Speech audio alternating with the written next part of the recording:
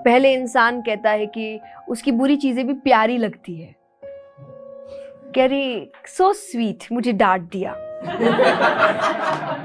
So sweet, कितना possessive है मेरे लिए।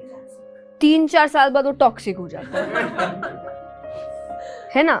वो क्या होता है प्यार, मतलब मैं ये नहीं कह रही जो प्रॉपर नहीं, वो जो अट्रैक्शन वाला प्यार होता है ना, जो हॉर्मोन्स का प्यार होता है, जो एक हाइप क्रिएट करता है, वो उतरता है 1-2 साल में, उतरता है इंसान का। और तब आपको प्यार किस चीज से होता है? मानसिकता से। उसकी पसंद क्या है, उसकी सोच कैसी है, उसका व्यवहार कैसा है, वो चीजों को कैसे हैंडल करते हैं, इन चीजों से प्यार बढ़ता है।